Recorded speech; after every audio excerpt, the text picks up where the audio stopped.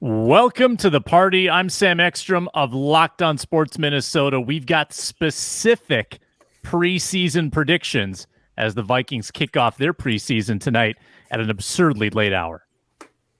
Hey, this is Arif Hasan. I actually did pre-show prep. Turns out Sam does email the notes. I'm Luke Braun of Locked On Vikings, and I don't know what you're talking about. This is 7 p.m. for me. It's a great primetime slot. Luke Inman at Luke_Spinman. I got the lock of the century in tonight's preseason game. You don't want to miss it. Vikings plus 3.5 at FanDuel for the degenerates. We address that and more on today's Minnesota football party. Locked On Sports Minnesota podcast. It's endless Minnesota Vikings talk with the diverse voices of your local experts. It's time for the Minnesota football party. Welcome in a Vikings game day edition of the Minnesota football party. So glad you joined us on this Thursday. It's the four-man panel with Ron Johnson joining later. I'm Sam Ekstrom, Luke and Luke, plus Arif.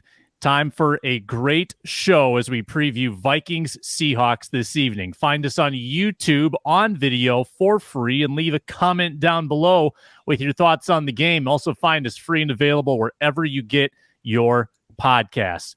On today's show, specific preseason predictions down to the tackle, down to the yard for tonight's tilt.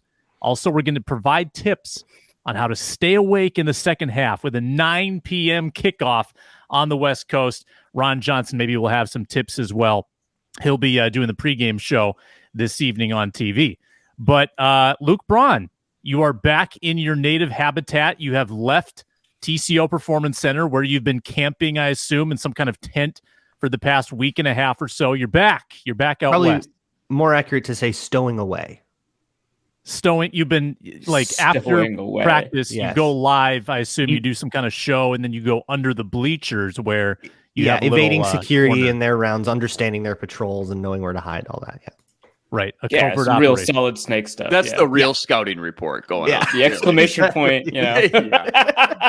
Luke is there for the closed portion of the walkthrough because he lives in the practice. Right. So he sees. I was all up in the side. I had climbed up to the ceiling, and it's a really good view. It's like all 22. He watched the Dalton Reisner workout. That's why he was so negative on selling the film to Bill Belichick over there in New England. Reisner, by the way, still a free agent. Very interesting. Still free agent. Vikings Seahawks kick off as we record this in about 10 hours. I want specific predictions. I don't want generic. I want specific. I want to know exactly what's going to happen tonight. And we start with Luke Inman. You want what? Individual players, individual performances? What do you? I don't know. Whatever you want. How about Thayer Thomas? 3 catches tonight. 2 of them are going to be for first downs, just past the sticks. Total of 27 yards. How about that? That's the kind of prediction I'm looking for. Let me throw one out there.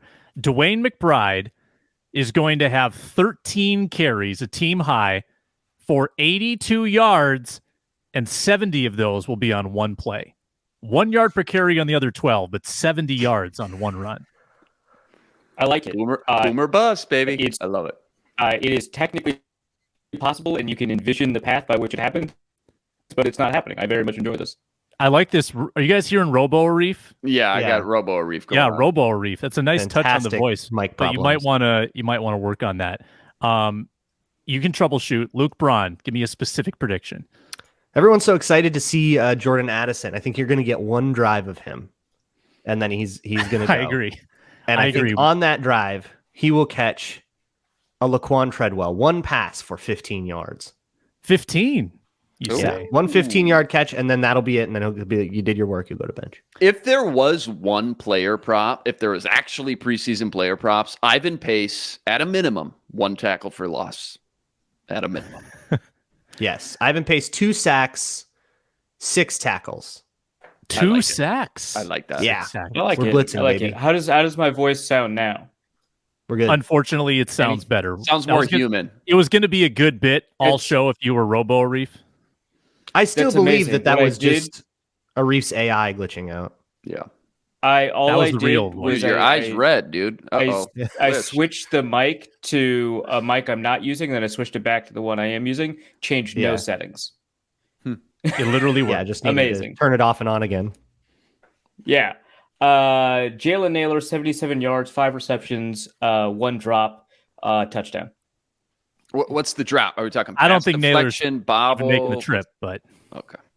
Oh, right, because the injury. Change that to no, it can't be Tristan Jackson. Rager? Did you mean Rager? No, I would not mean Rager. let's not put words in my mouth. Not Rager. It's not going to be Osborne. It's not going to be Addison. Man, who's been showing out? Oh, Luke Braun's guy, Powell. Let's do that one. There you go. Same stat line. Jaron Hall, 6 for 11, 78 yards, 1 TD through the air, 1 on the ground with his feet, 1 tip pass, though, at the line that goes for an interception. It's not his fault, guys. Let's not overreact to that. I had him down 11 of 16, 89 yards. So like 5 yards an attempt kind of night. 1 pick. Maybe it's tipped like Luke said, but I do have him scoring with his legs. Sure. Goal line play, just put it in. I think there's, Luke, maybe you saw this in practice. I think there's going to be a lot of broken plays with Jaron Hall in the game, whether it's his fault or not. I think he's going to be out of the pocket more often than in the pocket. That's like the primary concern I came away from camp with, is that the Flores blitzes had confounded the offensive line at all 3 levels. And maybe the blitzes are just that good, but I have a lot of concerns about them being able to set and adjust protections and communicate properly and not get unblocked dudes. Can I just circle back to Addison quick? I wanted to throw this by you too, Braun. Have you watched his feet? Like, yes, he's got some of the fleetest feet, whether it's like individual, like warm-ups, you know, one-on-ones, running routes against air. The guy he's got sweet feet. Like it's actually impressive to watch, and he stands out so much from other receivers that are on the roster that are just camp bodies. It's kind of impressive to watch what he can do versus what they can do. Who's got the funniest like contrast? Like who's like, okay, that's definitely not Addison out there. Okay, who is it? When you watch, all 11 straight in a row, and Addison really stands out. Who's the guy that's like, oh my god? Well, sometimes they would go in like a random order. So it wouldn't be like it was in the Zimmer years. It would be like Jefferson and then KJ, and then it's just kind of however they lined up. So sometimes you will get Addison and then like Garrett Mogg. And it's just like, that's not. That's what I'm looking for. Yes. Two stories about that. One from Jaguars camp this year. There's just like the first day of camp, they've got Zay Jones doing a rep, and then Calvin Ridley doing a rep right after that. Yeah. And it is nuts how different. Zay Jones had a good year, right? Yeah. And Ridley is just a different. He's on turbo. He's holding down the turbo button. And Nate Tice did an edit of it that he tweeted out where it just zooms in on Doug Peterson's face and does. Was Doug Peterson fanboying like Robert Saleh in Hard Knocks? Yeah, but it was genuine. It was real. It was authentic. So that's the first story. The second story I already forgot. No, actually, no, I remember it now. One of the first camps I covered. Do you remember, Sam, Lamarck Brown? He never made a roster, so it makes sense. Quite a pull. What? Do you know what year? It's got to be like 2012, maybe. I was gonna say, I showed up in 2014. I do not remember that name at all. So this is the first year I was doing like training camp practice reports, and I wrote that this guy is like running through molasses. Like it is just like you. Oh my god! You see like who are the receivers in 2012? Like was it Greg Jennings? I think. Michael Jenkins wouldn't have been Jennings. Jenkins. Was it 2013? Yeah, just Google it. And this guy has been on 12 different teams, including something called the Utah Blaze. And half of those teams he was a tight end. And only a few of them are NFL. Yeah. So 2013. So that would have been Greg Jennings then, right? Yes. So like there's first of all, there's a size difference, right? But Greg Jennings was still like a very good route, and I still like stand by that photo essay I did. Greg Jennings is always open. Greg Jennings was having like a fantastic like camp. And so he would just get open like super quick, right? Just immediately. But he was spending all this time like praising Cordero Patterson for some reason, very funny. But Lamarck Brown would take like a rep after him, and it was just like, you like look at your watch. You're like, what is going on? But the thing is, I wrote this up, and like after like the 4th training camp practice report that I wrote up and published, the way that like in Mankato the press had been set up, like you walk by the players all the time, like especially when they like bike in and set their bikes up, and the guy looks at me, Lamarck Brown looks at me, and he goes, "Man, I'm not slow," and he just walks away, and he wasn't wearing like a jersey or anything. I was just like, that has to be like, I didn't know who that was. I was like, that has to be Lamarck Brown. There's no way. That is great. Wow. That's gold, man. Wow. That's incredible. That's better than your Chad Greenway. Chad Greenway. Yeah. No jersey, no nothing. Street clothes? Yeah, well, because he hadn't gone into the locker room yet. So he bikes from the dorm to the area where the practice facility is set up. It locks it because none of the players have the jersey on then. Locks up the bike and then like walks in to go to the locker room to get changed. So yeah, nothing. He was just a big dude. And I was like, that's probably Lamarck Brown. And you're like, so one person did read my article? Whoa. Yeah, right. I was like, what wait he a doing, minute. He had to Google himself and find only that your had article. to be it. That had to be it because thing. who's writing it? And no offense, I hope he's not watching this. If he is, you're a better football player than I am. But he played for 8 years in various semi-pro leagues. That's incredible. Go get him attitude. I love really that. I actually genuinely respect that. But yeah, like there's just not a lot of camp clippings about guys that are like, you know, not even 3rd string, like 4th string, switch position several times, back and forth actually. And there wasn't like a novelty like there was with like Moritz, right? And so there just wasn't. And so I imagine like maybe he got a Google News alert. You know, those are pretty easy to set up. And can you imagine like there's just, you finally make it onto an NFL 90-man roster, right? And it's like your big break, and you Google your name. First day, nothing. Second day, nothing. Third day, you finally see someone mention you. This dude's slow. But apparently he ain't slow though. According to him, I have he's faster than me. I have a fantastic follow-up actually on the Chad Greenway thing. So if you remember, Arif got accosted by Chad Greenway for insinuating that Chad Greenway was bad, and Pro Football Focus agreed with that, right? And this was what, 2014, 15, 16 in that range? Definitely not 16, but yeah. Okay. Yeah, in that range. So they're still Mankato. I got an advanced copy of Matthew Collar's book, Football is a Numbers Game. It's about the rise of PFF. And pre-order it, go get it. I think it's on shelves in October. So I'm reading through it this is last night. I'm reading this chapter about how it kind of came to prominence. And a big piece of that was Neil Hornsby, the founder, going on a training camp tour with Peter King to all the various franchises and meeting with the coaches, meeting with the GMs, meeting with the players. And the anecdote from his Vikings trip was that Chad Greenway was excited to learn that PFF's grading system found him to be underrated. This was what, 2008? This was 2012. 2012, yeah, because he was drafted 2007, missed that, played 2008.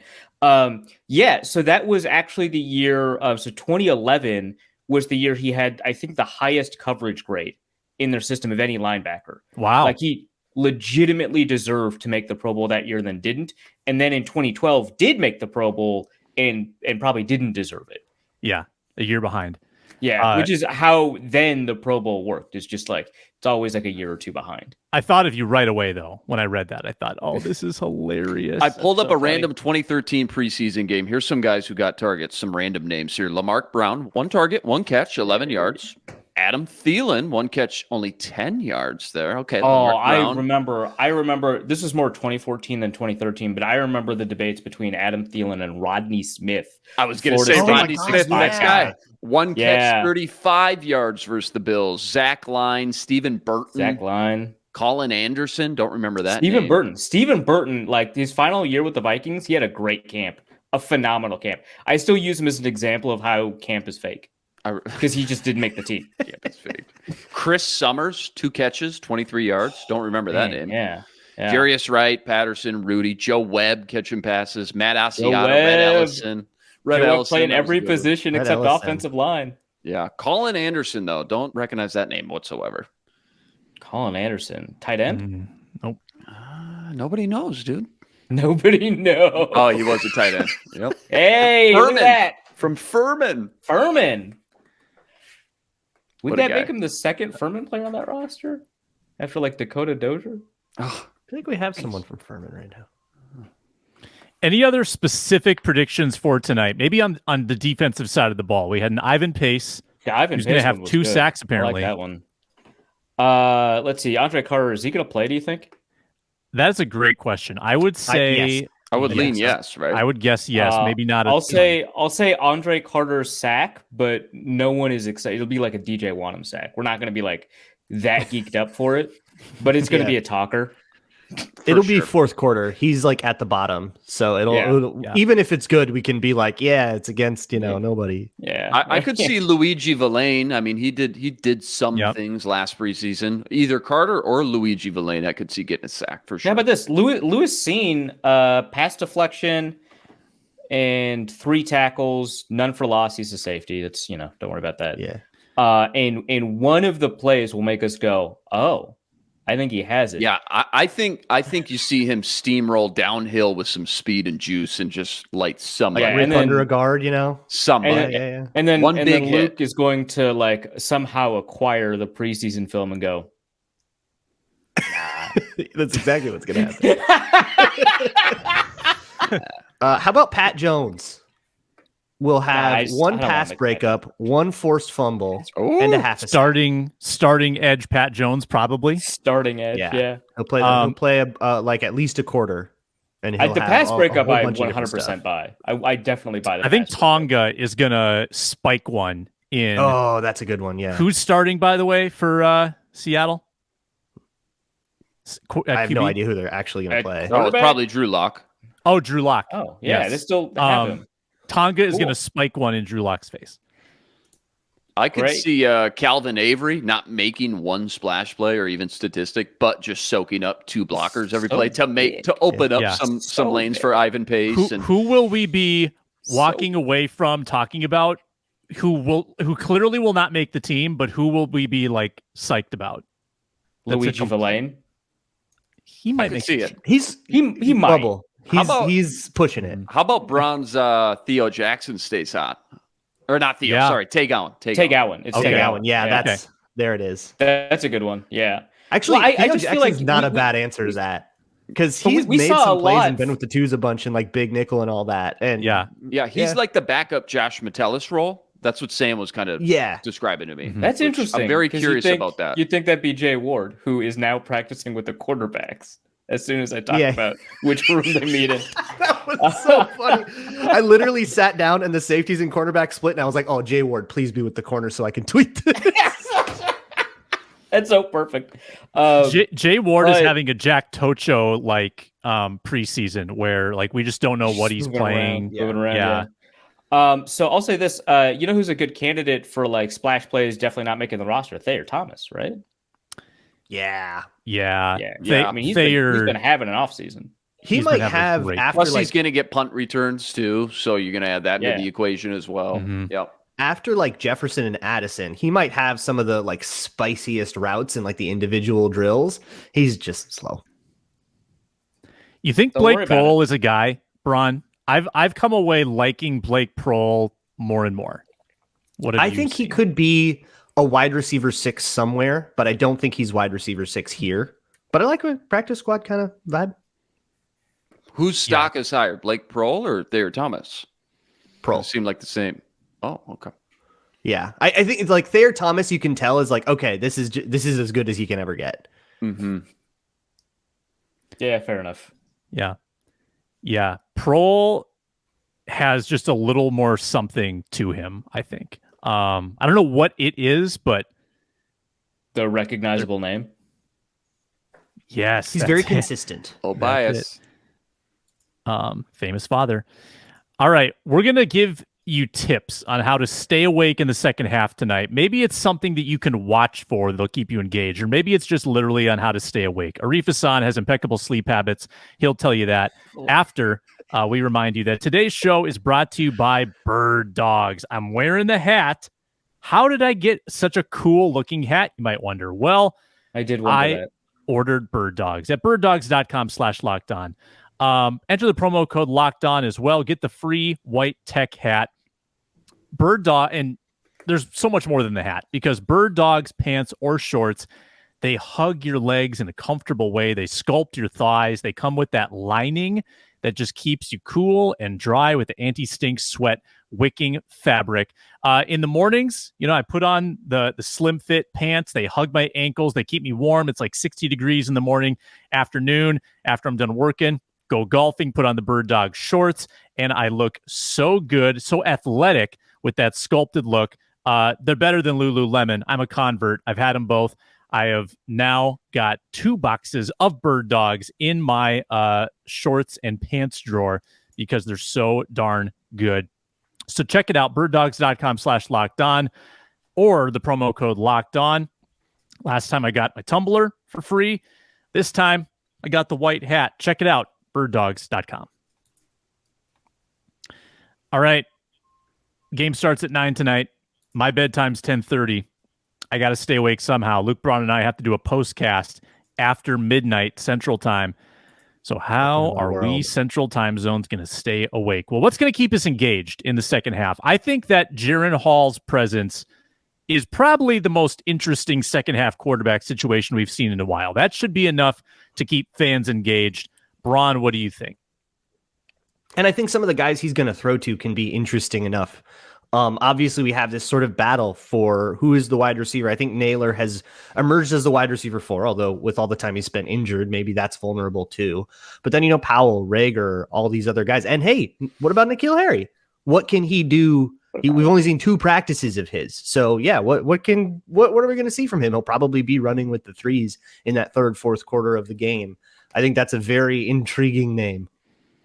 Yeah, some diving catches. All the rookies, though. I mean, all the rookies in that second half for sure. Like those are the guys you could end up watching as a fan on the Vikings for the next 5, 6, 7 years. You never know who's going to pan out. So Dwayne McBride, Jaren Hall, you already mentioned that. Those are the A topics. Andre Carter, Calvin Avery. I'm low-key kind of interested in this guy. 6'1", 360.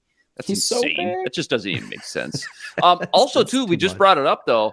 I'm very interested to know who the backups to Josh Metellus are in this little joker role that he's kind of carved out, because it's a very unique role that Flores has built for him. So if you were to ever go down or miss some time, I'm just curious which backups are next in line to take over. It sounds like right now, again, it's Theo Jackson is right now. It is Theo Jackson. Okay. And I don't know who would be after Theo Jackson, because it is a sub role. I don't know. Yeah, I guess Jay Ward, but he's usually elsewhere on the same defensive package. For sure. And you could in theory rotate Cameron Bynum down and then just put like Lewis Cine up top as well, right? Like that's right, which they definitely do. Or I think Jay Ward is like the backup to Mekhi Blackman, where he's the regular nickel and then he'll come out and Theo Jackson is the big nickel. There are so many second-year guys from last year's draft that have a lot to play for in this preseason.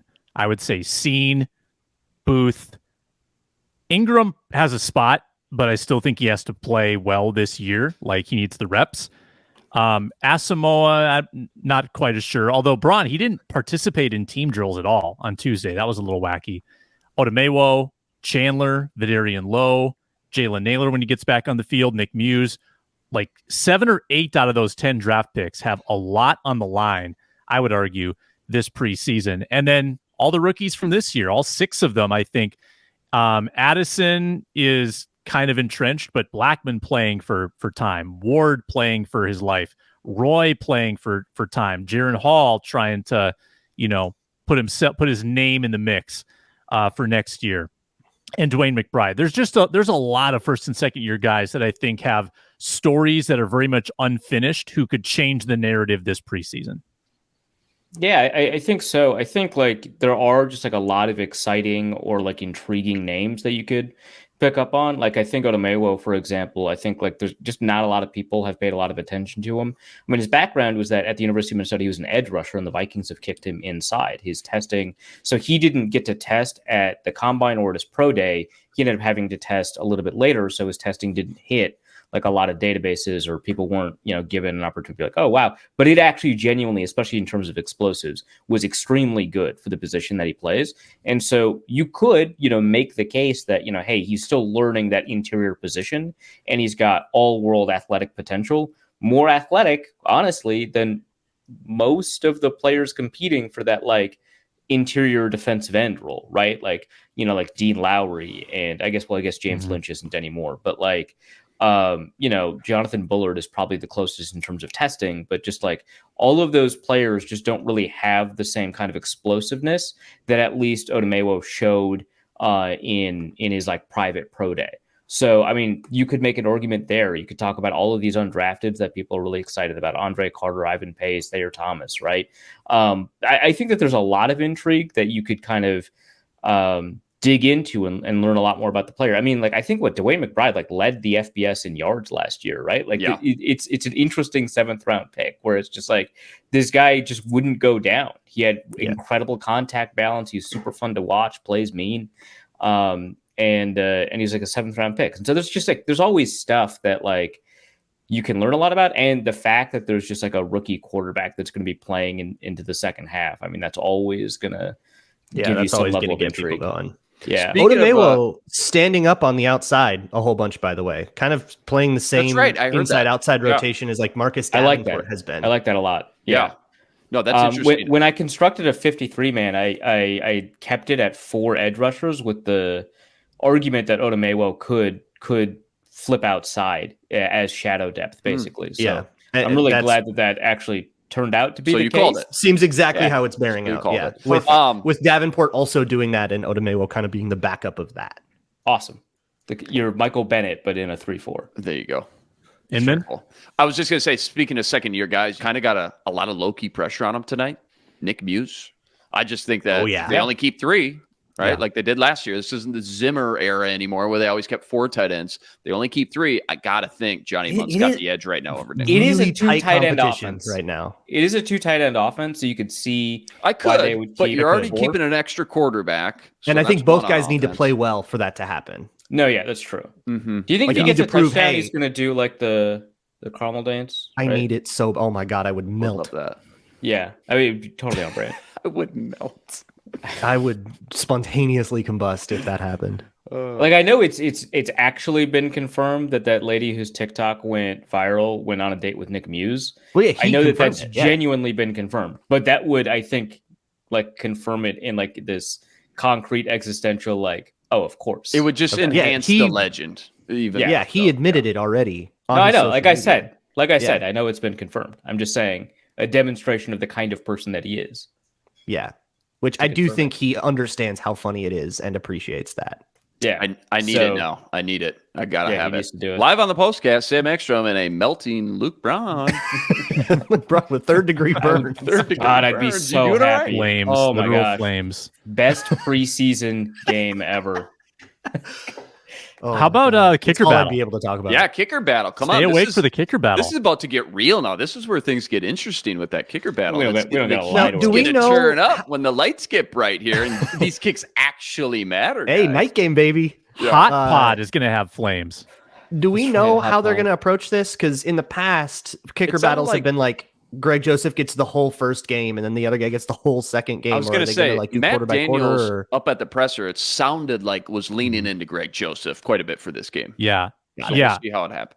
I mean, we'll see how it all shakes out and evens out. You know, they want to get at least close to a 50-50 split, but it sounds like expect Greg Joseph a lot tonight.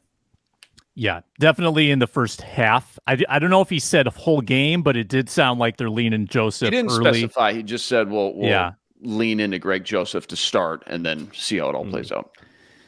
Yep, definitely have not gotten a read on who's really kicking that much better because they just haven't had a lot of live sessions, like 3 sessions. Yeah, every time they like set up the kick, it's just like, all right, snap the ball and no kick. Yeah, they're like practicing the fire drill, but not the actual kick. Yeah. Cool. Yeah, for one of the most important positions in football, they really don't stress them very much at all. In these, what do you think the percentage is right now? There's like an analytical or psychological reason behind it. Like I'm sure that there's like a Get the mental reps. They might just not think that these practice sessions are like. Remember Greg Joseph's camp last year, and then the year he ended up having like yes, it was bad. What do you think? 90-10 right now, Greg Joseph? What do you guys got this gauge at? Where's your gauge at? I've only seen 2 live kicking sessions, but Podlesny won both of them. Great. So, but the one I saw probably 90-10. That probably gets him the 10. Gets him off the ground. Okay. Yeah, exactly. But hey, it's got to start somewhere. Mm-hmm. They had one, I think, before you got here, Braun, and Joseph went 6 of 6. Podlesny went 3 of 3 on that day. They only gave him 3 reps. But yeah, you're right. There was one. Joseph, I think, missed 2 kicks in one of the sessions. He went 3 for 6 in one of them. 3 for 6. Yeah, he had a total disaster. 2 of them, or all 3 of them, were 50 plus. 2 of them, for sure. 2 of the 3 misses or one was 50, and then it was the night practice. He went from 50 and came up short, and then 55, and then came up short, and then lined up for 55 again and made it. Mm-hmm. Okay. So 2 of the misses were 50 plus. So and then he went wide from like 40, I think. About it was a rough night. Yeah. Mm-hmm. I hesitate to bring this up, but we have Ron Johnson coming on the show in a few moments, and I want to give Braun a platform to defend himself. Ron got worked up about your N'Keal Harry tweets, and I want to give you a chance to rebuttal. What? Tweet, I missed singular. It. Can I get tweet. the 10-second elevator pitch? What was the gripe? Yeah, Luke doesn't even know the tweet. I think the insinuation is that you were hating on N'Keal Harry. Oh, yeah. I mean, Luke's a hater. You were snarking on N'Keal Harry. Yeah, Luke's a snarky hater. And did Ron snap back? Was it the because like the first day I saw, like the day he and Jacob Copeland showed up, Copeland just like in the drill looked better, and I was like, that's kind of funny. Yeah, I think that's what bothered. That was it. I was like, one of the 2 looks better, and I'm not telling you which. And I thought that was fun. And Ron got a little riled up, or what happened to him? Yeah, well, I don't know. Ron was a big wide receiver in his day too, so he's got to stand up for the big guys. And also, he did better the next day. I was about to say, didn't the next day he like kind of killed it a little bit? Yeah, it was awesome. Yeah, kind of did. Yeah, every day's a reset, baby. Yeah, just stack your days, man. He had the best play of the day in the glorified walkthrough. Diving catch on Andrew Booth Jr. Tragically did not count. But it counts. That's right. It was because of the sack? Because I think it was Tonga got a sack, and they moved it. They didn't give him the yard. Oh, well, then we all saw it. So super doesn't count if it's a Tonga sack? Yeah. It was Tonga with the 2s, I think, beat the crap out of Schlotman and swam right past him and got a sack. Otherwise, it was a great rep because it was a great throw by Mullins, good coverage by Booth, and a great catch by Harry. Booth was in good I know, Booth was all spot. And Harry smoked Booth another couple of times in that. It was all shells and kind of half speed because they were being safe the last practice before the preseason game. But I'd love to pick on Booth just as much as the next step. But that one clip there on the sideline, you're right. Booth had, not much you can do. Pretty much as good as you can get as far as coverage goes. Yeah. We do have Ron coming up in a few moments. Their punches might be thrown over StreamYard here. But while we wait for Ron, Inman and I just put together our top 5 preseason legends in Vikings history. And I want to run some of the names by Arif and Luke Braun. We obviously went with Sloter on the list. Sloter was... Have to. He was both our ones. Yeah. Sure. Number 1. Just a real quick recap on his 2019, 8.7 yards per attempt, 4-1 touchdowns, interception. If I remember correctly, the interception wasn't even his fault. Passer rating of 120 and 0.52 expected points per play. Woo. Wow. Yeah. Wow. Crazy. 75% completion percentage, like career. 12-1 touchdown interception ratio. Over the course of all of his preseason. Yeah. 12-1. And like you mentioned, that one, don't remember. If I remember correctly, I don't think it was his fault. So it was at the Bills. Perfect passer rating versus the Cardinals, 158.3. 2 games prior versus the Saints, 148 passer rating. Game in between there, 129 versus the Seahawks. Like, what's going on right now? And then the Vikings cut him, and then he went on to win a Super Bowl. So yeah. Wait, that didn't happen? Wait, what's that? Well, at least he won the XFL. Yeah. Oh, okay. No, he did get a ring. He did. Started with the Renegades. As a backup. Yeah. Well, but he finished the season as a backup. You get your hardware all the same. Yeah. just like I still wonder whether or not Christian Ponder got his ring with the Broncos. Oh my God. Is he on that roster? For like a week. Wow. Did he get a rep? Is it an immaculate grid answer? I think he might have been a practice squad guy. I don't know. John Elway just text some pictures of the Super Bowl ring. I'm somewhat confident he did not get an active game, so it's not a PFR immaculate grid answer. So, but it might count for one of the other ones. Yeah. That's good. When in doubt, just go with Josh McCown. That's what. And another Minnesota legendary quarterback got a ring. I know he got a ring with the Broncos. Adam Weber, the guy thrown to Eric Decker. Yeah. Wow. That's amazing. Dude. Wow. All right, so we only went through one of your preseasons top 5. And we got very distracted. Oh, that's okay. This is the best thing to talk about. I love this. Is my favorite topic. Well, the most enjoyable part of compiling my list was going back and watching some Randy Moss preseason highlights. Ooh. Can you imagine in number 18? A player in 18, it didn't even say Moss, it said R Moss to differentiate him from other Mosses. Yeah. But you have to just owning like in the 4th year of his career. So imagine Justin Jefferson playing deep into a preseason game this year. Dude, Randy Moss in the third quarter of games, torching people. Get him game ready. Got to get the legs fresh. Got to get the legs ready. Get some Dante getting on a roll in 2001. It's so much fun to watch. Can you imagine being like a third-string linebacker and Dante Culpepper is just running right at you and he weighs more than you? You can literally hear a literal truck sound, just ready to plow you over. Yeah, that's insane. Sam also flung out AP's first game versus the Jets in that first run where you got, it's like a 50-yard gash. One of his first touches, though, like all the hype after the draft and then going into the summer and training camp. And it's like, all right, this guy's legit. You saw the speed to the corner, but also just the physicality when he could have walked out of bounds easily, put that spin move on him, but decides to lower the shoulder and just. Yeah, that's not who he is. Yeah. It's not who he is. Yeah.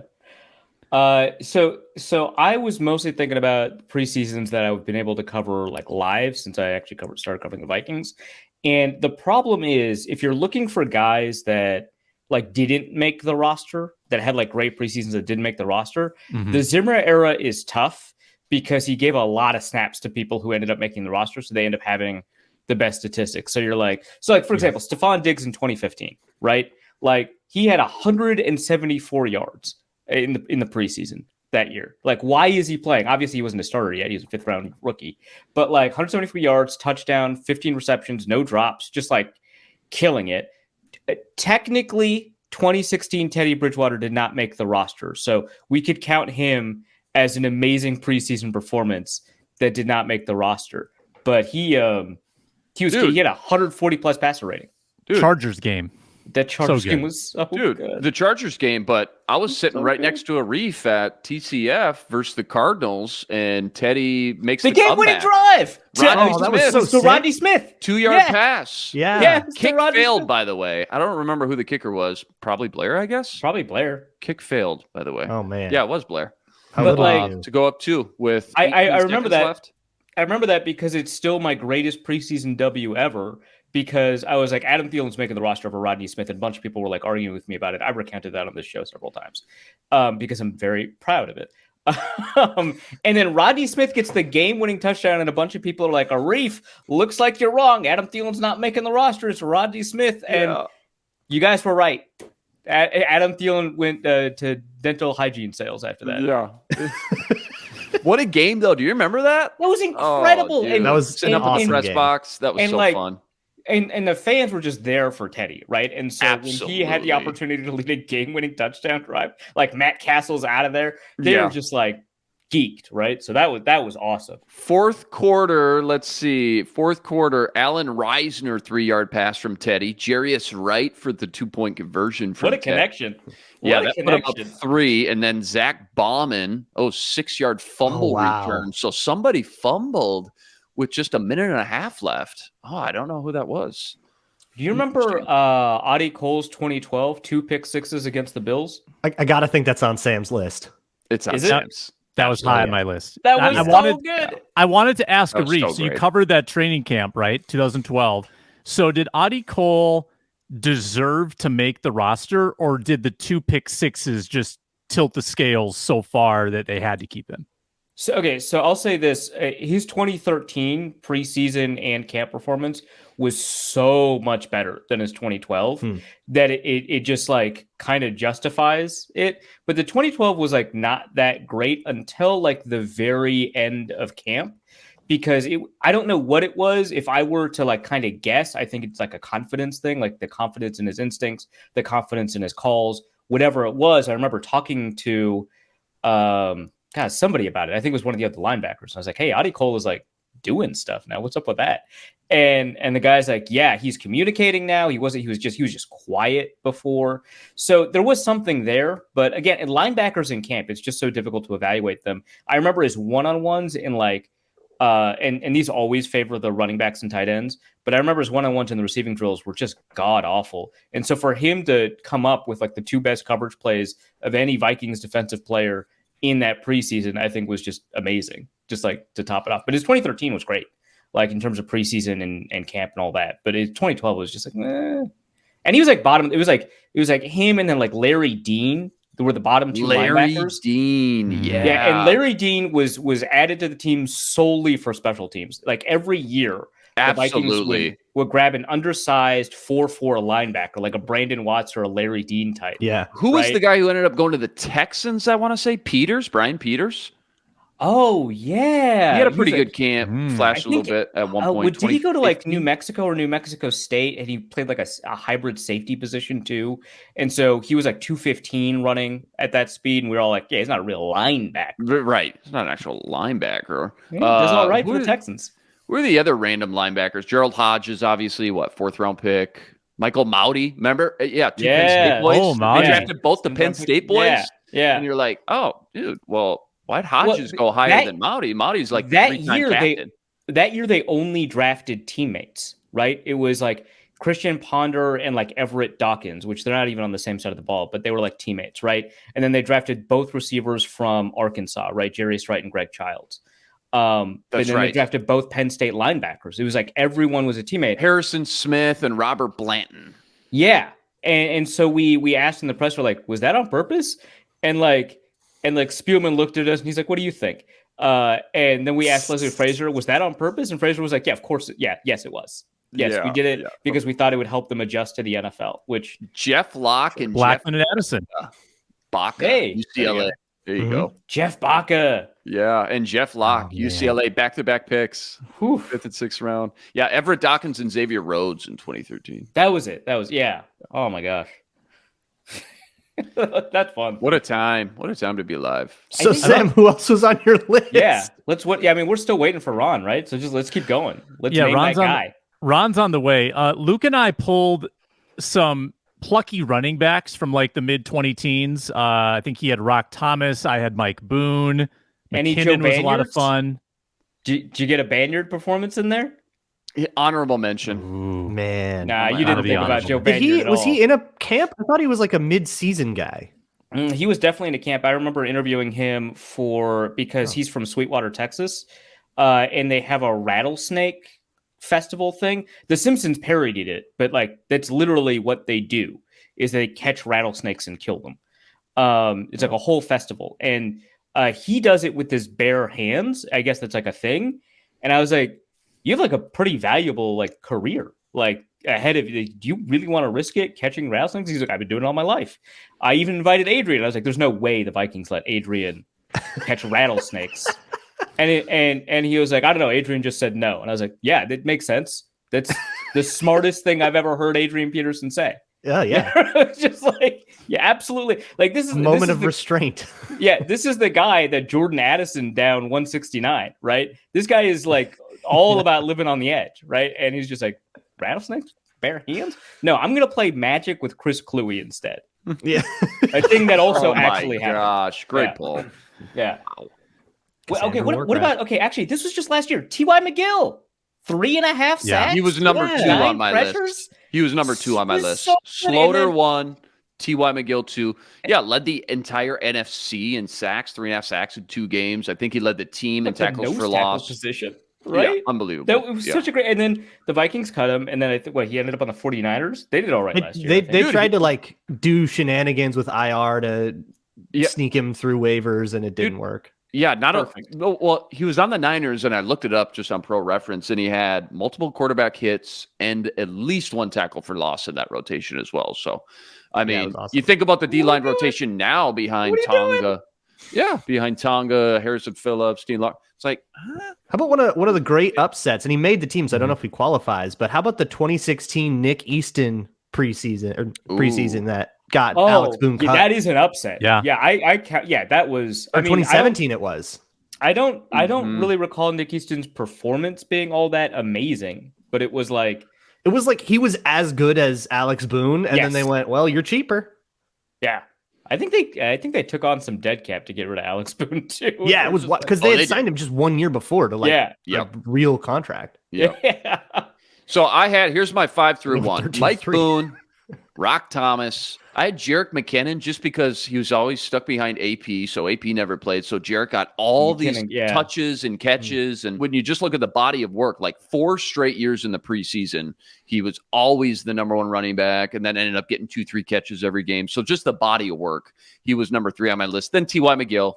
And then Kyle Slaughter, number 1. Sam went a little bit different route. I would rank actually Mike Boone 3rd on that list. That's fair. That's totally fair. Mike Boone had a great body of work too. Yeah. Yes. Mike Boone was super. 2018 and 2019, he probably would have done it again in 2020 had there been no COVID. But even Dalvin Cook, Latavius Murray, then they drafted Alexander Madison. Still though, Mike Boone every preseason. Yeah, it was so great. And sorry, Sam, just real quick, I just want to add this: if you include special teams performances and you want to include these running backs, Jordan Todman. There's so many running backs. And how about adjacent to running back, Kari Blasingame? Yes. Like, he was on my honorable mention. Made a career based on that preseason. Yep. He's still in the league. Yep. Yeah. Here's a couple other honorable mentions to Sean Bauer, Afeti, Olabisi Johnson. Afeti actually had some really good ones. Brandon Zylstra showed up quite a bit. By the way, Zylstra was a receiving leader one of the years for the Vikings. Yes. Yeah. By the way, sneaky difficult to find preseason stats and box scores and stuff, by the way. Oh, it's tough. Yeah. It's not easy. Anton Exum. He was few games. He flashed a little bit. Man. Terrell Presley had a kick return and I think a touchdown reception from Joel Stave. Anybody managing a reception from Joel Stave deserves some credit, you know? He had to go outside his catch radius for that one. Ron Johnson, he's like 5'8". He had to go way outside. Ron Johnson joins us on Thursdays.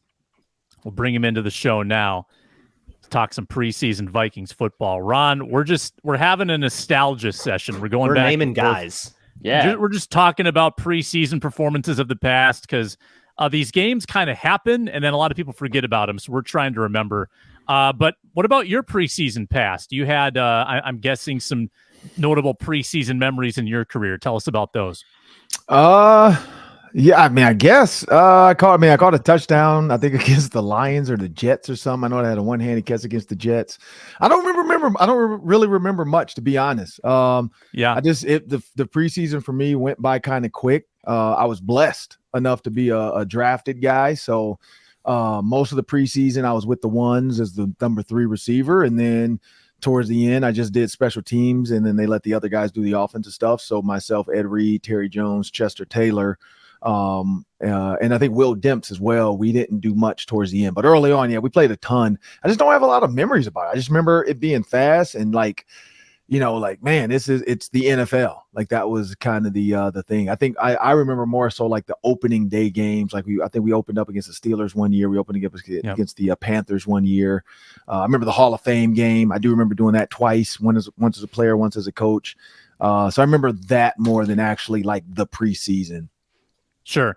Well, you're on TV tonight doing the pregame show before Vikings Seahawks. Defensively speaking for the Vikings, do you think we will learn anything meaningful about Brian Flores' defense in the preseason, or do you think he's going to save his good stuff for September 10th against Tampa? Absolutely not. I don't think we're going to learn much. I mean, I think we're going to see maybe some guys flying around the field, maybe some defensive scheme stuff with that 3-4 front. Like, how are the outside linebackers going to be treated? How do they interact? I don't know if we'll see much of Agent Zero, but if we do, where does he line up? But I don't think they're going to do much with him. So it's going to be interesting to see just the corners, like that 2, 3, 4 cornerback group. Who's going to earn themselves a chance to be in the dime package, to be that fifth defensive back, who kind of stands out that can really cover, like Blackman. How good is he really when he has to be out there on an island? That's the things with the defense that I think we'll see. Hey, Ron, you're talking about your preseason memories. Is there one like rookie welcome to the NFL moment that you always remember, whether it's like, I don't know, a coach kind of ripping into you about the playbook or the verbiage, or maybe like a big hit that kind of shook you up a little bit? You got like one moment that you always think about when you think about your rookie year? I'd say like going back to my rookie year, honestly, it wasn't so much on the field. I mean, of course, the first game of the year against the Panthers, I scored the first touchdown of the season, and then I had it challenged. So I had to deal with NFL, the challenge rule right away. Like I didn't have that in college. But my first touchdown went to the challenge review camera. So it was super nerve wracking. And then they came back and the, refs said touchdown. So, cause I had the ball, but then they were all joking like, hey, if it's not a touchdown, you just give that back to the ref because you can't keep that. It doesn't count. But then, like once they said, yep, it's a touchdown, which I think it's behind me somewhere. But once they said it was a touchdown, the equipment guy came over and grabbed it from me, put tape on it, put in the little deal. So that was kind of one. I'd say the other one, honestly, was just the wrestling and hazing of the veterans to the rookies. So like having to carry their pads. I remember my rookie year having to go buy lunch for all the receivers. I forgot where I went. What was that tab? I went to Red Robin for one. It wasn't like a big time. Like I didn't go to like, famous or any, Red Lobster or something. I just went to I went to Red Robin and bought all the receivers food to the plane. It wasn't so much the money. Because I would do that now. If there was 10 receivers, I'd be like, yeah, I'll buy you guys lunch. For the Vikings, like I'd bring all those guys up. But the problem was like the actual like placing the order, having to carry the bags in my car, plus my luggage for the plane. So that was nerve-wracking. Like I had to take 2 trips. Like I literally had to like get all the lunch out of my car, put it onto the bus, and then get my bag, put that under the bus. And when we got to the airport, had to make sure I passed out everybody's food. Like each guy specifically had a meal. So I had to make sure I didn't mess that up. I had the restaurant write their names down on each box. I Red Robin. So they knew like Brandon Stokely had to have this. Todd Heap wanted this. Chris Redmond, I had to take care of the quarterback, wanted this. Hey, Ron. I said no pickles. Exactly. So I had to make sure. Get it. One of the tougher ones too was like the double up meals. The guys were like, "Man, we want Krispy Kreme and we want this. Like we want like a little breakfast snack plus we want a lunch." Brutal. So so I went and got Krispy Kreme, and then I had to go to I forgot the name of the place, but Popeyes. Popeyes chicken. So I went and grabbed chicken for the guys. Plus, then I had to get some Krispy Kreme. So that was so worth it. I don't know. Making me hungry right now. Right? Yeah, making me hungry. Yeah, that was kind of a hey rookie year in the NFL type of moment too. Yeah, no, that's good. Hey, how about this? Just real quick, us 4, we're doing a preseason fantasy Vikings competition. We need to come up with the loser punishment. Just real quick, top of your head. So you got anything top of your head you can think of that we could throw on the list, or it can be. Yeah, I'd say the loser has to listen to Peter Bukowski talk about Jordan Love for like an hour and stream it and stream their reaction in live time. I love it. That's funny. Like just talk about all the I'm going to lose. Of Jordan Love. Okay, great. I already have to do that. I have to go on the NFC North crossover later this week and do that. Yeah, but like the loser also has to listen to the Locked On Packers specific, like also that in addition. just to hear Peter Bukowski talk about movie reviews, like just anything, like a movie that Aaron Rodgers has been in or something. I don't know. I do want to hear his Hard take Knocks. on Hard Knocks. I want to see what his take there is. See, there you go. You have to watch Hard Knocks with Peter Bukowski and listen to him talk about his hate for Aaron Rodgers for an hour straight. Look, sometimes you find things you can agree with in even the strangest corners of the internet. So my question is, so there's about 20, 25, let's say 25 players that are basically locks to make the roster. Not like actually locks. There's always like an Alex Boone type where you're like, oh my God, but like 25 basically locks. Mm-hmm. And there's about 20 or so players where unless something extraordinary happens, there's not like a level of performance they can hit in the preseason that would put them on the roster. We were just talking about some guys that had amazing preseason performances that didn't put them on the roster. Obviously, all kinds of things could play a role, like locker room and stuff like that. But then there's obviously this huge middle, and there's a bigger bubble for some guys than others. Ivan Pace isn't a lock, but I would say he's not as much on the bubble as, say, William Kwenku, right? Mm-hmm. And so my question for you is, what like 2 or 3 players, based off of what you've seen at camp so far, have the most to gain specifically from preseason performances? Oh, so I'd start off with N'Keal Harry. There's question marks around him because he's, everybody talks about his ability, his size, his strength. You look at when he was with the Patriots, everybody talks about, oh man, he looks so great in camp. You look at the Bears, oh, we got a big receiver, and it didn't work out at either stop. So he's one that I want to see in the game. What is it about N'Keal Harry practice? Because he looks great, size, strength. But then what is it in the game that maybe turns coaches off or it doesn't work out for him long term? So I think N'Keal Harry is one. Another one, I honestly think another one, like just to prove he belongs and has to upseat a guy, is going to be Brandon Powell. That's another guy that I think really can show, like, I deserve to be here. I think McBride and Ty Chandler both, because if they want to get Kene Nwangwu out of there, those two have to show how great they can be. Because, again, I think the kickoff return is getting watered down in the NFL with this ability to fair catch like college football. So I'd say those two. If you switch over to the defensive side, it's going to be tough because you already kind of have your guys. I think Ivan Pace Jr., he's earned his way up into the top. But what does that look like in the NFL? Yeah. Like, where do you put him? Because right now, just quote unquote, they have Troy Reader in front of him, but I think he's probably ahead of him. But I think you still have to earn your way for them to change this on the physical depth chart for everybody to see it. And then Andrew Booth Jr. Not to say he has to play his way up. I think he has to play his way to keep his spot. I think that's fair. 100%. When you look at Andrew Booth Jr., like the injury, like it's probably like ability. Yeah, he has it. Kind of like Mackenzie Alexander, but can he stay healthy? Does it transfer into the game? Because I watched him in practice before he was like I don't know, his groin or what happened, but it always seems like he's like a step off or step slower. Where you look at like Byron Murphy Jr., he's like the poster boy for I'm right here in Justin Jefferson's hip. I'm just not touching him because I don't want to get cut. Like Byron Murphy, if Justin Jefferson wasn't $1 million man or $1 billion man, he's going to break up a lot of those passes with physicality and just push through Justin and knock the ball down. You can tell he kind of like literally veteran practice, pulls up, backs up, let Justin makes the catch, and then runs, keeps running by him. Like he's a very well-coached veteran, I would say, with this core compared to like Xavier Rhodes, who you had to put boxing gloves on him to stop him from holding guys in practice. Even Stephon, he got into a fight with Stephon Diggs. So Xavier Rhodes didn't care.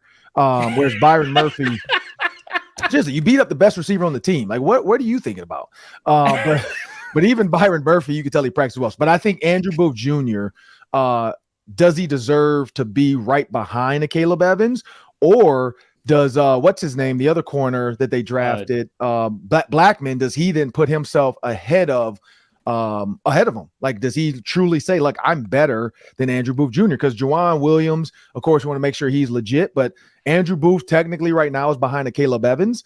Does Mekhi Blackman jump over there and say, hey, look, I'm better. Like, let's do this. And so I think Andrew Booth, I want to see, can he hold that spot? Some of the guys you talked about, like Brandon Powell and Ivan Pace, these guys that have had awesome camps, just great practices over and over. But there's something different about the preseason, and we're kind of waiting to see if they can kind of prove their mettle in that environment. But I want to know, like, from your experience, what's different between practice and something like a preseason game? Like, to describe the nature of that difference and why it might be harder to prove yourself in one environment than the other. Talk about practice. We're talking about practice. Yeah. We're talking about Not a practice game. Right now. We're not a game. We're talking about practice. No, practice. Here's the thing about practice. You do use it because remember last year, what's his name? The receiver, number 2 right now, KJ Osborne. He killed it all offseason, OTAs, minicamp, 7-on-7 whenever the media was there, because Courtney Cronin was all over the whole KJ Osborne's really good. He's having a great camp. Everybody was all over KJ Osborne all offseason. And so he played himself into that wide receiver 3, getting the trust. So there's a little bit to that. Practice, how do you move? How can you show me you can get it done? But then there's a second side of that when you get to the game. Does it transfer over? For KJ, yes. For some guys, the bullets are flying and it changes. Like, do you get gator arms? Do you all of a sudden, like if you're a DB and all of a sudden you just get caught in la-la land because you're staring at a running back on a play action and you forgot you got the receiver behind you. There's a lot of little things within games that can help a coach out. Also, when it all goes to hell, when it breaks down, who's smart enough to understand what to do and where to go, and who's going to stand there like a deer in the headlights and just like put his hands up like, dude, that's your guy. And so that's a little bit same with receivers. Like if there's a blitz, if there's this, like who's picking up the blitz protection? Who knows they're the hot route? In practice, it's easier because it's quieter, it's more controlled. You know it's blitz period, so you're kind of ready for every blitz that comes, and everybody's on high alert. In a game, you don't have time to be on high alert. You got to be able to know your cat call. Like we used to call it, we used to have to yell. The slot and the tight end, whoever was standing up can see it. Or even the corner receiver, if it's corner crash, you have to scream. Like you have to let the quarterback know that might not know cat. And if he hears that quick, quarterbacks have to know, okay, I got to turn out and get the ball at my hand because there's a cat blitz coming behind me. And so clearly somebody behind me is wide open, or I have a hot breaking route. So all that little stuff where like say a guy does blitz off the corner, nobody calls it, he blows up Kirk Cousins or Jaron Hall or whoever. That's a negative on the sheet when the coaches are going back and they're watching the film and they're grading it out and giving guys grades for all the plays. That's what it gets you cut in a minute. When all of a sudden you go through the preseason and you're grading out as a 70, 75, 80, that might be good to be eligible and play football in school and get that 85, that 75%. That's not good enough to make a team. You got to be in that 80, 90 range, that high 80s, 90 range, because C average on football doesn't work. You got to be B+, A+ even in football. You want to be 90+% execution. You can't have 10 plays. You can't have 3 or 4 mental errors. You're gonna find your way out of the team. So I think that part too. How does the mental side of the game dictate in the games? Practice, it's controlled. They're telling you to play. They're letting you walk. I don't know if you guys just saw the Chris Sims Hard Knocks when he was there with John Gruden, and John Gruden was trying to give him the play. Oh my God. Yeah. He could not get it. He's like, so confused going in and out of the huddle to get the scat pickle to Zorro left. Green, zip motion, 383, 4, and then he's like Xbox 360. Okay. And John Gruden was literally like, dude, how do you not know? And it's funny because John's reading it. I'm like, John, you say it without reading it. It's not your verbiage way too long. Like that alone, like the fact that people are like trying to say that's Chris Sims' fault in that clip, that's John Gruden's fault. Like I've always saw like Glenn Mason's story. Glenn Mason was on our show. Glenn Mason talked about it wasn't Cooper, but it was who's the old Ohio State coach that Woody Allen, right? Or was it Woody Allen? Woody Allen? Woody Hayes? Woody Hayes. Woody Allen is an actor. Woody Allen's the actor. Woody Hayes was the Ohio State coach. But Woody Hayes, Glenn Mason was the coach for Woody Hayes. That's how old he is. He's old as hell. And he said it was black and white. Like it was black and white film. And Woody Hayes told him something like about one of his tight ends or something. And Glenn Mason's like, look, coach, I told this guy 1,000 times and he still didn't get it. And Woody Hayes was like, that's your fault. You're a horrible teacher. Yeah. Like you're a horrible. If you told this guy 1,000 times and he still doesn't get it, you suck as a teacher. Dude, Mike Tomlin says the same thing. Yeah, and I love that. He was on a podcast. He said the exact same thing. And so when you think about that, what John Gruden should have done was, what does the quarterback need to know? He needs to know the personnel. 11. That's it. What's next? He needs to know the formation. Trips, twins. That's it. Left or right. Done. What's the next thing? Protection. Scat, zip, scoop. It doesn't need to be 50 words. From there, then just give the play. 383 Y hook, 383 Y flat. Make it simple. That whole thing he did was way too much. And that's clearly why it only worked in Tampa for 1 year. And then after that, they weren't good. He won Tony Dungy's Super Bowl. That was Tony Dungy's team. He just came in with a different voice. It was Tony Dungy's team. He won Super Bowl, came in with a different voice. Offensive coach winning with one of the best also, teams. Think about this. He left the Oakland Raiders because he couldn't do it. A new coach came into the Oakland Raiders and got them to the Super Bowl. And then, because he knew all the Oakland Raiders calls, he cheated. Dwight Smith. Oh, Dwight Smith already told me that story. Dwight Smith. I got to get Dwight on our show too. But Dwight Smith, Vikings guy, we know, got caught in the stairwells of downtown Minneapolis with a young lady doing things he shouldn't do in public. But who hasn't? Let's. Oh man! But many such cases. I have not. Ron's hands are clean. Yeah, well, he hasn't been caught. Yeah, I get it. Yeah, exactly. But you can't prove that. Did say he said John Gruden told him on this call, this is what Rich Gannon's going to do. And so that's why Dwight had those 2 interceptions where he literally just undercut. He didn't even backpedal. He took one step back and just ran and buzzed and knew where the ball was going to go when Rich Gannon saw a certain coverage. So, yeah, John Gruden couldn't win with the Raiders. He won with Tony Dungy's team, couldn't win after that. Like, clearly there's too much going on with John Gruden. But other than that, back to what I was saying, it's a lot of work in practice. It's controlled. Game time, can this guy get it going? And I think that's the difference in the two, like game versus practice. And so you take, but I think the game sometimes, especially when these second tier guys, like a Ross Blacklock, all these guys, you want to see like a Sezi Atamewu. You want to see them in these game situations to see, like, do you deserve to be D-line number 2 or D-line number 3? Like, I think that's the key.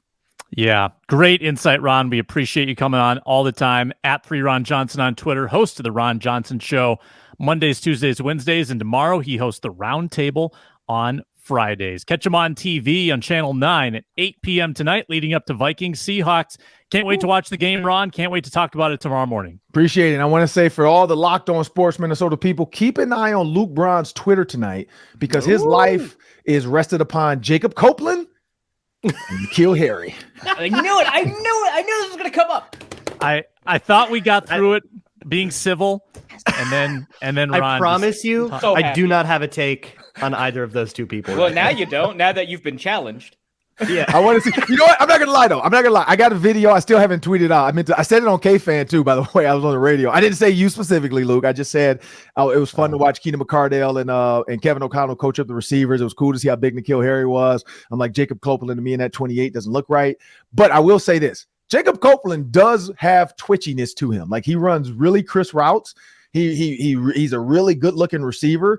I'd say him and N'Keal Harry are opposites. They're literally polar opposite receivers. Yeah, like, so I can see the twitchiness conversation of like, man, this guy looks quick. He looks fast. He looks explosive. He does. N'Keal Harry looks like, I'm a veteran. I'm big. I'm strong. Get out my way. Like, he doesn't look like he's going to do anything twitchy. He looks like he's going to Mack truck run somebody over if you try to press him.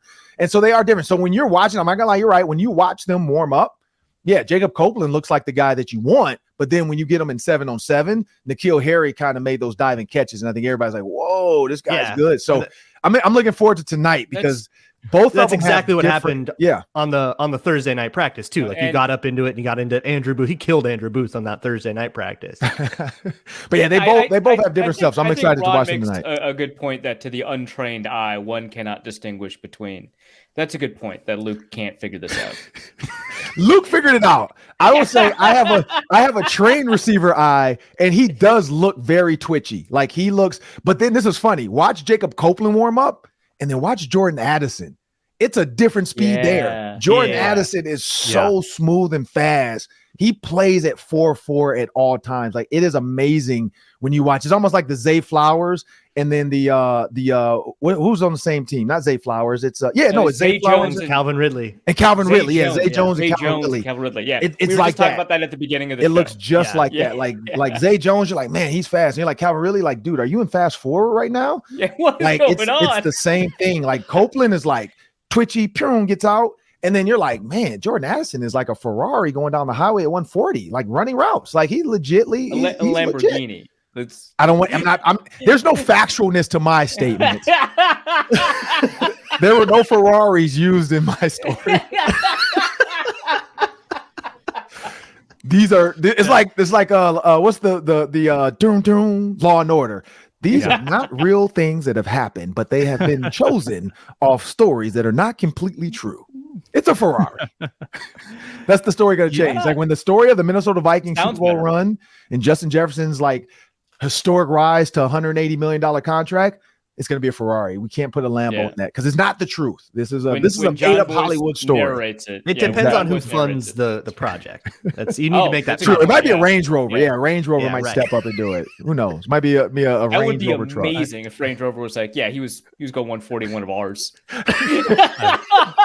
I've lost control of the show. I've lost control of. All right, fellas, you guys have a good one. I got to go get a haircut. I got to pick my suits up and get ready for tonight. All right. Can't wait to watch you, Ron. Appreciate it. All right. Sounds good. Peace out. Good stuff from Ron Johnson. And that sends us to the end of this one there it is. There it is. That's the end of the Minnesota football party. Enjoy the game tonight, fellas. I'll be watching the preseason fantasy stats closely and tabulating as we go. I'll tweet them out so people know what's going on. Wait, no punishment on the postcast. No set punishment. The winner will pick the loser punishment. Let's say that for sure. Oh wow! I don't know if you can do that. Why, Sam? I hope you win. Well, it's got to be of like something we all agreed upon prior to, like 2 or 3 options. Okay, well then you better brainstorm in the next 10 hours. Okay, it's fine. Get in the text. Right. Get in the winner, text thread. Winner picks anything they want for the loser. You got it. Get in the text thread with some ideas, and then we'll hash it out. What about like an advantage or a disadvantage going into the gambling of the season? In the regular season contest? That's actually really good. I love that idea. I think the winner gets and the loser gets a disadvantage, and then the two in the middle get nothing. Yeah, like the winner, or like the order is the order we pick the first week or something like that. Yeah, I think you get like first selection of a bet. I don't know. It's not strong enough. I think we could do it where it changes the odds by like 100. What if you get like teaser points or something? Oh an odds boost, or you get extra points. Yeah, on your week one. We can figure out the details, but I like the framework. I like it. Yeah, we got to go. Minnesota Football Party, Locked On Sports Minnesota. Luke, Arif, I'm Sam. Thanks for listening or watching, and go buy some Birddogs.